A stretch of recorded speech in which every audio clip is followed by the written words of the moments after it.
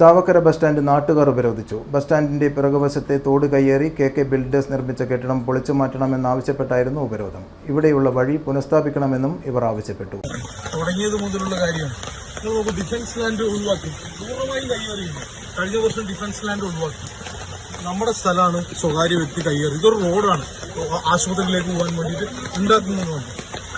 നിങ്ങൾ നോക്കൂ, ഇത്രയും നഗ്നമായിട്ടുള്ള കയ്യേറി കണ്ണൂർ കോർപ്പറേഷൻ തഹസിൽദാർ ഉത്തരവിട്ടിട്ടും കണ്ണൂർ കോർപ്പറേഷൻ ഇത് ഒത്തുകളിക്കുകയാണ് ഇവരുമായിട്ട്.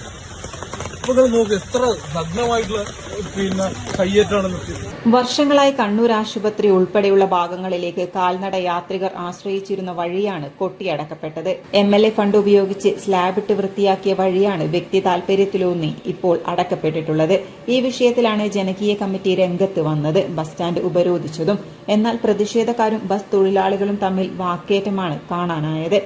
കെ ബിൽഡേഴ്സാണ് ഈ നഗ്നമായ നിയമലംഘനം നടത്തിയിട്ടുള്ളതെന്നിരിക്കെ കോർപ്പറേഷൻ അധികാരികളടക്കം കൂട്ടുനിന്നെന്ന് ആരോപിച്ചു.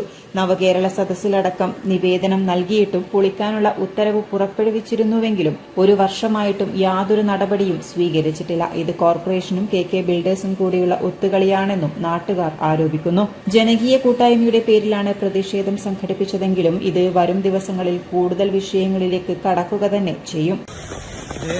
MLA ഫണ്ട് ഉപയോഗിച്ചിട്ട് 50 ലക്ഷം ഉറപ്പ് വെച്ചിട്ട് ഇതിന്റെ തൊട്ടപ്പുറത്തെ ഭാഗത്ത് ഇതുപോലെ സ്ലാബ് ഇട്ടിട്ട് നാട്ടുകാർക്ക് പോകേണ്ട ഒരു വഴിയാക്കി. അതേപോലെ കോർപ്പറേഷൻ ഇവിടെ പൈസ ചെലവാക്കിയിട്ട് ഇവിടെയും സ്ലാബ് വാർത്ത.